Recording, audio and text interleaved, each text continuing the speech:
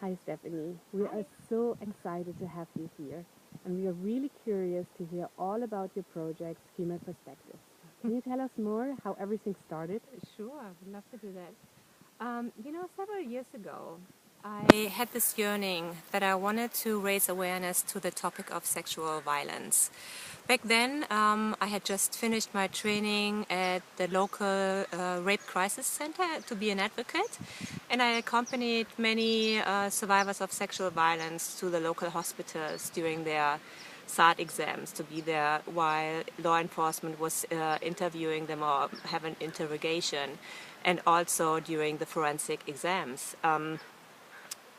Back then I thought, there are so many women who have similar experiences no matter what background, age, socioeconomic status, and I wanted to do something about that. So that really was the start of the project Female Perspectives on Ending Sexual Violence. Thank you so much for sharing that. And what exactly did you do next? I spoke with a woman who had sexual violence experiences while she was a child or while she was growing up. And she agreed that she was willing to share her story. And so this is pretty much how it all started.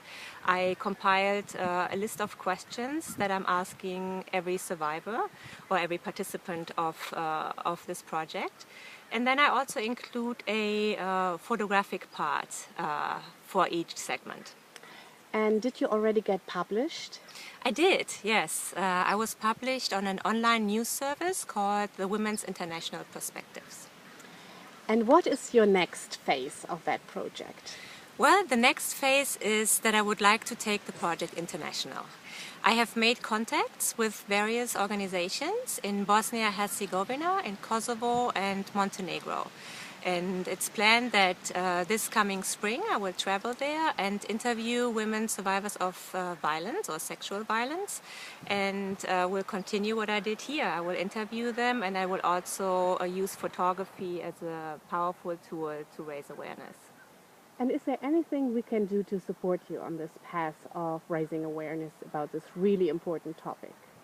Well, I think help can come in many ways. Obviously, I will want to do a crowdsourcing project to, raise some funds to be able to go there and conduct the interviews and just go from one country to the next. So a monetary donation is always very welcome. On the other hand, if people are inclined to connect me with organizations who might have interest in working with me, that would be another way to support. And anything else that could come to mind that I'm personally not thinking of at the moment. So, I would like to spread the word about the project and, let it take root worldwide. If someone hears about this project and is a victim or a survivor, could they just contact you if they want to be part of this? Yes, they can totally contact me, and they can do so on femaleperspectives@gmail.com.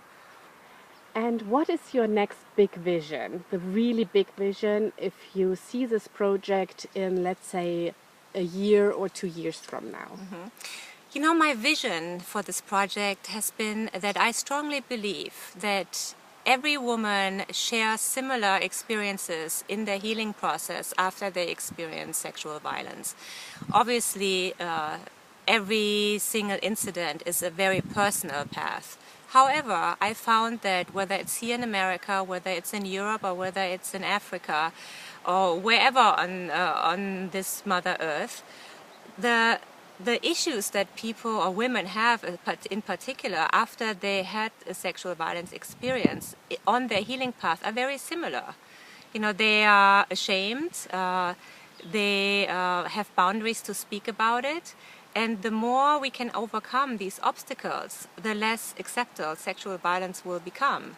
And so, although I think it's probably very idealistic to think that sexual violence will no longer exist in 10 years from now, I do believe that the more women speak up and talk about what's unacceptable or share their stories, more other women will do the same, and the less accepted it will become in society. And that is really regardless of which country these situations occur. Thank you so much. It's a really important topic, and we are excited to support you in crowdfunding, in spreading the word, and we look forward to hear more about you in a few months. Thank you so much, Eve. Thank you. Take care. This was Eve with Inspiration Without Borders, a hub for raising awareness for women to have a voice. Goodbye.